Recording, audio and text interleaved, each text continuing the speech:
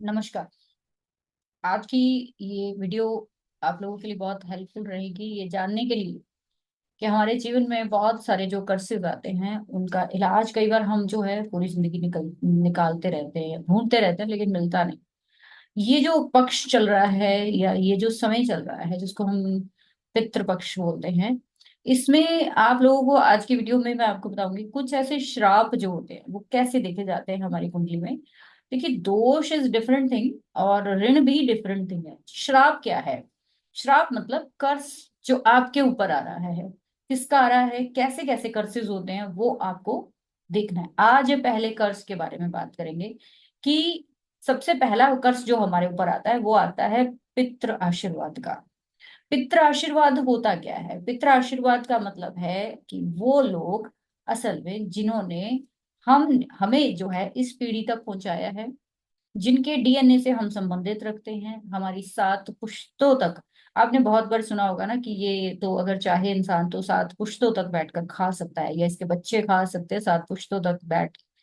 ये 7 पुश्तें जो होती है ना आपकी, ये पितृ आशीर्वाद से ही मिलती हैं आपको। आपके जीवन में जब पितृ आशीर्वाद खत्म होता है तो उस समय पर आपके जीवन में क्या ऐसी तकलीफें आती हैं जिसकी वजह से आपको पूरा जीवन जो है वो व्यर्थ लगना शुरू हो जाता है। मेरे पास एक बहुत ही ब्यूटीफुल जो है वो हेमंत भट्ट जी की मेरे को किसी ने भेजी, और बहुत ही ब्यूटीफुल बुक है जो कि कर्सिस के ऊपर है पूरी। और जब मैं इसको पढ़ रही थी, और मेरी आदत है जब मैं किसी बुक को उठाती हूँ तो फिर मैंने पूरा ही पढ़ना है उसको, फिर बीच में नहीं छोड़ना होता। फिर 2 घंटे लगे, 4 लगे, 6 लगे, कोई दिक्कत नहीं, फिर मेरे को पूरी ही पढ़ना होता है। इसमें जब मैंने चीजें देखी तो मैं शॉक्ड रह गई कि ऐसे भी हो सकता है क्या जीवन में कि अगर कोई एक भी किसी श्राप से हम जीवन में निकल रहे हैं तो आपका वो पूरा जीवन व्यर्थ हो जाता है, हमें उस चीज से जुड़ी हुई चीजें मिलती नहीं कभी। तो सबसे पहला अगर मैं आपको बताऊं तो उसमें सबसे पहली जो कर्ज के बारे में बताया गया है वो है पितृ आशीर्वाद। तो इन्होंने लिखा है यहाँ पे कि पितृ आशीर्वाद अगर ना मिले आपको तो आपके जीवन में सबसे पहले बच्चा होने में आपको बहुत सारी परेशानियां आएंगी। आपके जीवन में कहीं ना कहीं प्रुजनी की दिक्कतें आएंगी। आपके जीवन में पिता का सुख जो है वो खत्म हो जाता है, हमेशा के लिए खत्म हो जाता है। और इसके साथ सबसे इंपॉर्टेंट चीज बताई कि एक बच्चा अगर आपके जीवन में आ भी गया इलाज करने के बाद या फिर बहुत सारी रेमेडीज करने के बाद, वो बच्चा कभी आपकी सेवा नहीं करेगा। आप जिस औलाद को बहुत मांग मांग कर ले रहे हैं उस औलाद के लिए आपको शुरू से लेकर एंड तक बेशक आप बहुत सारी पूजा पाठ करने के बाद आपको मिल जाए। ये कर्ज है, इसको दूर कैसे करेंगे वो भी मैं आपको बताऊंगी, बहुत आसानी से चीजें बताएंगी। कर्सेस जो होते हैं ना हमारी लाइफ में इतनी आसानी से नहीं जाते, ये अपने दिमाग से निकाल दीजिए कि हमने एक पूजा करा दी या एक श्राद्ध करा दिया या फिर हमने जो दोष होते हैं ना, पितृ दोष होते हैं, वो आपके हो सकता है एक पूजा से, 2 पूजा से खत्म हो जाए। लेकिन अगर किसी पितृ ने आपको श्राप दिया है तो फिर ये मानकर चलिए कि आपके जीवन में क्या क्या हो सकता है और आप क्या क्या झेल सकते हैं उसके लिए। तो दूसरी इन्होंने बोला कि कोई भी ऐसा अननोन जो कहते हैं कि आपके घर में जब कोई आता है, अगर आप उसको धुतकार कर निकाल देते हो, आप उसको धक्के मारकर या फिर आप उसको गाली गलौज करके निकालते हो, ये इस कर्ज की निशानी कि घर के बाहर कोई साधु आया है, कोई पानी मांगने आया है, कोई कुछ आया है, तो आप उसको भगा देते हो, आप उसको गाली गलौज करते हो। जैसे आपने आज भी देखा होगा। वैसे तो मैं कहूँ तो ये जो बात जबकि हो रही है उस समय पर ऐसे बहुत कम होता था, इक्का दुक्का कोई साधु जो है वो आते थे, लेकिन आज के समय में ये थोड़ा परिस्थिति चेंज है। तो आपको सिर्फ इतनी समझदारी करनी है हमेशा कि अगर बहुत ज्यादा डेली डेली डेली आपके लोकल एरिया ही ऐसा है जहाँ पे साधु आते ही रहते हैं। अब देखिए, कर्सेस होते ही ऐसे हैं कि वो आपको एनवायरमेंट ही ऐसा देगा, आपको एनवायरमेंट ही ऐसा देगा कि जहां पे आपको ऐसे लोगों के संपर्क में आना पड़ेगा जिनको आप कुछ करना नहीं चाहते, आप उनसे नफरत करते हो, और फिर ये नफरत की वजह से आपका ये कर्ज बढ़ता चला जाता है। तो एक और इन्होंने हेमंत भट्ट जी ने लिखा है कि आपके जीवन में जब आशीर्वाद सॉरी पितृ कर्ज लगता है तो उस समय पर आपको किसी भी तरह की ब्लेसिंग्स काम नहीं करती हैं। आप जितना मर्जी पूजा पाठ कर लो, आप जितना मर्जी जो है मंदिर गुरुद्वारे घूम लो, कुछ नहीं होगा। बहुत सारे लोग आपने देखे होंगे जो ये कहते मिलेंगे आपको कि भाई मेरे जीवन में ना मैं तो 2 टाइम गुरुद्वारे मंदिर जाता हूँ, व्रत भी रखता हूँ, ये भी करता हूँ, वो भी करता हूँ, बहुत टाइट धर्म की पालना करते हैं वो लोग, लेकिन उनके जीवन में ना सारा का सारा जीरो। उनके जीवन में ना रिश्ते होते हैं, ना बच्चे होते हैं, ना कुछ और होता है। जब इंसान सब कुछ होते हुए भी अकेला बैठा है, तो ये पितृ कर्ज ही है। दूर कैसे करेंगे? उसके लिए सबसे बड़ा रिचुअल जो है वो कहा जाता है रुद्र मंत्र करना चाहिए। रुद्र मंत्र, वो लोग जो किसी भी तरह से ऐसी चीजों से झेल रहे हैं कि बच्चा नहीं हो रहा है, या आपके माता पिता जन्म से ही जल्दी चले गए, अगर माता पिता है तो आप उनके साथ नहीं रह पा रहे, आप उनको सुख नहीं दे पा रहे, वो आपको सुख नहीं दे पा रहे, तो आप रुद्र मंत्र कर सकते हैं। देखिए, मंत्र कोई भी करिए, उसको पहले अच्छे से समझिए, उसको पढ़ना सुनिए, फिर उसकी आप जाप शुरू करिए, एकदम से नहीं। और अगर आपको स्टार्टिंग में कोई मंत्र नहीं आता है, उसको टाइम लगता है आपकी बॉडी को एब्जॉर्ब करने में, जब आपकी बॉडी उसको एब्जॉर्ब करने लगती है तो वो ऑटोमेटिक कंठस्थ हो जाता है। आपको जबरदस्ती नहीं करना है। आपको कोई भी रुद्रा मंत्र करना है तो उस मंत्र को आपको खाली स्टार्टिंग में सुनना चाहिए। आप उसको सुनिए। कहते हैं अध्यात्म की पहली सीढ़ी पता क्या होती है? कीर्तन होता है। जो आप रोज जोर जोर से ढोल नगाड़े बजाते हो ना, ये पहला स्टेप है अध्यात्म का, भक्ति का पहला स्टेप है ये। जब आप आखिरी पद पे पहुंचते हो ना भक्ति के, तो उस समय तो आपको ना किसी की आवाज आती है, ना आप किसी से बोलते हो, आपके पास कोई भी किसी तरह का ऐसा शोर शराबे वाला कोई भी काम नहीं होगा। तो ये कर सकते हैं। दूसरा, आपको ऐसे लोगों को कभी झूठ नहीं बोलना चाहिए। झूठ बोलने के बहुत आदी होते हैं, पल पल झूठ बोलेंगे। जब भी पितरों का जो है वो कर्स होता है इनके ऊपर, जब भी ये अपने घर में कोई पाठ पूजा होती है तो ये कलेश खड़ा करते हैं। तो घर में जब भी कोई पाठ पूजा हो, आपको बढ़ चढ़ के उसमें हिस्सा लेना चाहिए। देवी देवताओं के बारे में, धर्म के बारे में उल्टा सीधा नहीं बोलना चाहिए। इसके साथ कभी भी आपको किसी बर्ड्स को, किसी भी जीव को नहीं मारना चाहिए। जो पितरों का आशीर्वाद है ये गुरु से जुड़ा होता है, तो जीव जो होते हैं ना जितने भी, वो गुरु से जुड़े होते हैं। जब आप जीवों को मारते हो, आप उल्टा अगर बर्ड्स हैं उनको फ्री करना शुरू करिए। कोई जानवर है तो कोई ऐसे स्थान पर अगर वो रहते हैं, या आपके आसपास कोई जंगल है, कुछ उनके खाने पीने का आपको कुछ नहीं करना है। आप जंगली जानवरों की इतनी सेवा कर सकते हो कि भाई उनकी लाइफ में इंटरफेयर मत करिए, वो जो कर रहे हैं उनको करने दीजिए। आप सिर्फ और सिर्फ इतना ध्यान रखिए आपकी वजह से कोई जीव जंतु मरे ना। एक और चीज बताई गई है इस बुक में कि आपको श्राद्ध कर्म जरूर करते रहना चाहिए। एटलीस्ट साल में एक बार तो करना ही चाहिए। जब भी आपकी अमावस्या या फिर आपका जो है, जब सर्वपितरी अमावस्या आती है अश्विन मास में, उस समय पर आपको करना चाहिए। दूसरा कर्स बताया गया है वो है मातृ श्राप का। मातृ श्राप क्या होती है? इनका कहना है कि जब भी आपके चार्ट में जो चौथा घर है, चौथे घर का लॉर्ड जो है वो आपके माता का है, सेवेंथ का लॉर्ड जो है वो आपके माता के माता का है, यानी कि नानी का घर है आपके। थोड़ा सा ध्यान से सोचिए कि एक ही चीज को एक ही तरीके से नहीं देखा जाता। जो स्कॉलर्स होते हैं वो बहुत डीपली प्रिडिक्शंस करते हैं। उनका कहना है कि अगर आपके ऊपर मात्र श्राप हुआ तो आपके माँ और आपकी नानी दोनों के जीवन में बहुत सारे संघर्ष रहेंगे।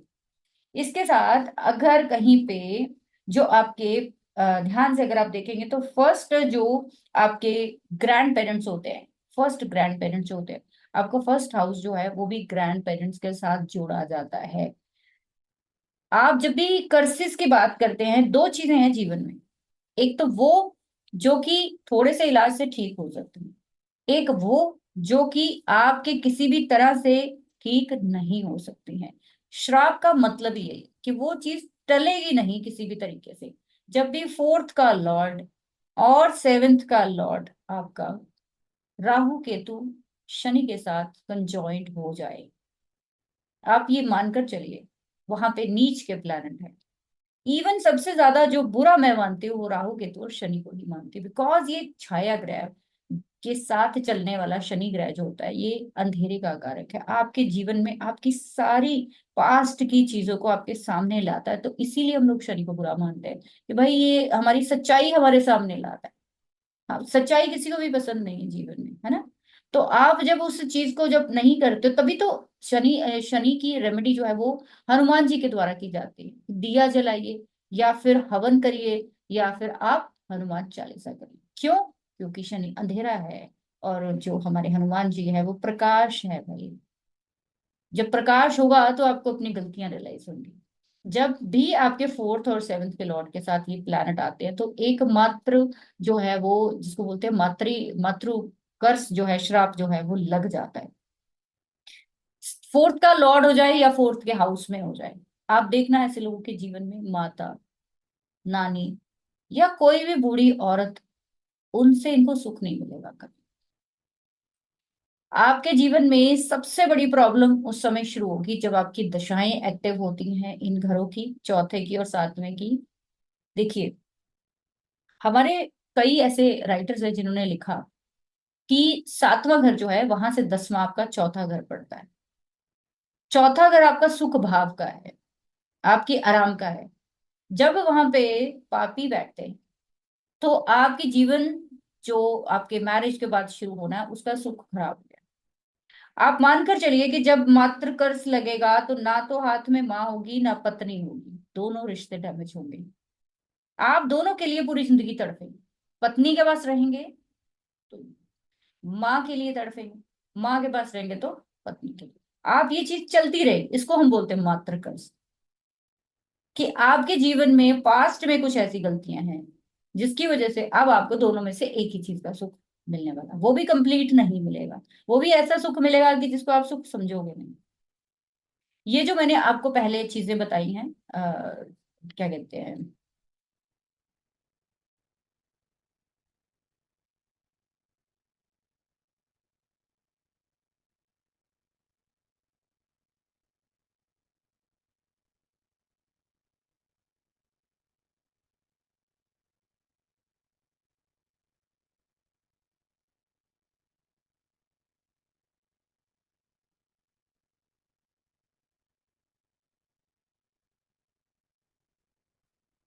दूसरा आप अपने चार्ट में ये भी देख सकते हैं कि फोर्थ का लॉर्ड, और ये तो है ही है, लेकिन उसके साथ साथ आप चंद्रमा जो माँ का कारक है, चंद्रमा भी अगर आपके चार्ट में कहीं पे लफड़े में आ गया या राहु केतु और शनि के कनेक्शन में आ गया, नीच का हो गया, तो ये एक ऐसी परिस्थिति होती है जब ये आपके ऊपर एक शराप दिखाती है।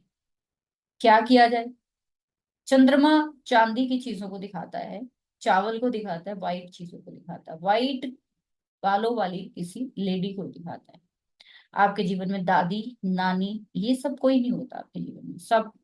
और जब भी आप देख लेना, ये जब कर्ज लगेगा तो हो सकता है स्टेप रिश्ते मिले ये आपको, स्टेप यानी सौतेले।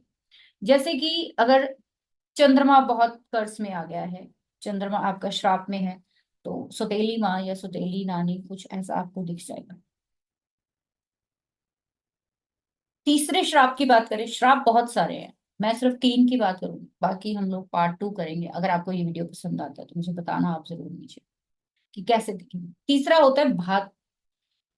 तीसरा जो श्राप बताया गया है इस बुक में वो है भ्रातु, यानी आपके भाई बहनों का श्राप। जब तीसरे का जो थर्ड हाउस होता है वो आपके सिबलिंग्स का है, 11th हाउस सिबलिंग्स का है। जब आपके चार्ट में कर्ज लगेगा या फिर आपका भाई बहनों वाला श्राप जो लगेगा, तो भाई बहन ही आपकी मुसीबत का सबसे बड़े कारण बनेंगे। भाई बहन आपके खून के प्यासे हो सकते हैं। भाई बहनों के लिए आप पूरी जिंदगी करेंगे, चाहे वो छोटे हों चाहे बड़े हों, कोर्ट केस, जमीन जायदाद, खून खराबा, लड़ाई झगड़ा, मानसिक अशांति, ये सारा कुछ आपको दिखेगा। आप जब भी ऐसे चार्ट्स देखते हो जहां पे थर्ड और 11th के लॉर्ड बहुत ज्यादा अफ्लिक्टेड हों, उस समय पर आपको अवेयर हो जाना चाहिए। या फिर आपके अगर क्लाइंट्स जो हैं, जो भी मेरे वीडियोस बहुत सारे ऐसे ज्योतिषी भी देखते हैं ना, तो उन लोगों को भी देखना है कि अगर आपके क्लाइंट्स के चार्ट में ऐसी आपको दिखती है तो उनको अवेयर होने के लिए बोलिए कि भाई भाई बहनों से थोड़ा अवेयर रहिए। आपकी जब दशा आएगी ना तीसरे और 11वें की, ये भाई बहन आपके धज्जियां उड़ा देंगे। जब भी आपके चार्ट में जब भी आपके चार्ट में कर्सेस होते हैं, उस समय पर आपको सबसे ज्यादा ध्यान रखने वाली चीज ये होती है कि उस चीज से पंगा नहीं लेना चाहिए। उस चीज को थोड़ा स्मूथली निकालने की कोशिश करिए। आप उन चीजों से बच के रहिए थोड़ा। ठीक है? जब आप बचते नहीं हो, मान लो आपके चार्ट में तीसरे और 11वें का लॉर्ड बहुत ज्यादा अफ्लिक्टेड है। अब ये अफ्लिक्टेड है और आप फिर जा जाके अपने बड़े बहन भाइयों या छोटे बहन भाइयों से पंगे ले रहे हैं, या वो आपसे पंगा ले रहा है, तो फिर ये क्या कर रहे हो आप कहीं ना कहीं सांप की बिल में जा जाके हाथ मारोगे, तो फिर वो काटेगा। आपको इन रिश्तों से बच के रहना है, सबसे बड़ी आपकी जो वो है यही है, उसका इलाज ही यही है। आप कोशिश करिए कि ये थर्ड के और इलेवेंथ के लॉर्ड, ये जो फोर्थ का लॉर्ड मात्र के लिए बताया, नौवें का लॉर्ड मैंने पितृ के लिए बताया, आपके पिता के लिए बताया। आप इन तीनों के लॉर्ड्स को देखिए कौन है, कहाँ पे जाके बैठे हैं, क्या आपके चार्ट में कहीं पे ऐसा कुछ हो रहा है। अगर हो रहा है तो जीवन में समस्या भी जरूर है। जो मैंने आपको इलाज बताया इसका, वो यही है, रुद्र पाठ करिए, श्राद्ध क्रम जरूर करिए 2 तारीख को, ग्रहण भी है उस दिन। आपने अपने घर में, आप अगर सिख हो तो जैसे सेवादारों को बुला के आप खाना खिला सकते हो। अगर आप हिंदू हो, किसी भी धर्म से बिलोंग करते हो, तो आपके वहां पे जो भी सेवादार होते हैं उनको बुलाइए, या फिर मंदिर में आप खाने का सामान जरूर देकर आइए। पानी जरूर दीजिए, फ्रूट जरूर दीजिए। ठीक है, आपके जो भी बड़े थे उनको क्या चीज पसंद थी वो जरूर दीजिए। फिर देखिए आपके जीवन से ये कर्सेस कैसे खत्म होते हैं। आप माफ करना शुरू करिए। सबसे अच्छी जो रेमेडी होती है कि आप लगातार लगातार 43 डेज अपने छत पे जाइए। मैं आपको आज मास्टर रेमेडी दे रही हूँ, इसको मैंने बहुत बारी किया है और बहुत अच्छा फल इसका मिलेगा आपको। जब आपको लगे कि जीवन में कुछ भी नहीं है, ऐसे कर्सेस में आप घिरे हुए हो, आगे और भी कर्सेस की बात करूँ, कालेत्र श्राप है, और भी बहुत सारे श्राप हैं, उनके बारे में बात करेंगे फिर मैं। अगर आपको ये वीडियो अच्छा लगा तो आपको ना, जब छत पे जाना है इसकी रेमेडी के लिए, छत पे जाइए और अपनी छत के ऊपर जाकर अपने दोनों हाथों को आपको आसमान की तरफ खोल देना है। आसमान की तरफ ऊपर बाजू करके खोल दी, जैसे पीटी करते हैं हम लोग, एक्सरसाइज करते हैं, ऐसे पूरे दोनों हाथों को आसमान की तरफ खोल दीजिए। और क्षमा याचना कि मैंने अगर पूर्व में किसी का मन दुखा दिया है तो क्षमा करिए मेरे को। हे यूनिवर्स, मेरा संदेश उन लोगों तक पहुंचा दीजिए जिनको मैंने तंग किया है, उनको मेरी माफी पहुंचा दीजिए, उनके मन में कुछ ऐसा बदलाव लाइए कि मेरे साथ वो जो भी कर रहे हैं वो बदल जाए। लेकिन उससे पहले अपने आप का मन साफ करिए। आप अपनी सारी पीड़ा को यूनिवर्स में छोड़िए, छत पर जाकर को छोड़ना। 12वां घर है छत, लेट गो का सबसे बड़ा घर, 12वां घर, इसीलिए मैंने बोला छत पर जाइए। ठीक है, तो इस तरीके से आप अपनी लाइफ के कर्सेस को रिमूव कर सकते हो। वीडियो अच्छा लगे तो हमारा नया चैनल भी आ चुका है, सेजेस एस्ट्रो करके, जिसपे ऐसे ही बहुत सारी चीजें जो है वो बताने वाली हूँ मैं, उसको आप सब्सक्राइब कर लीजिए। Thank you very much.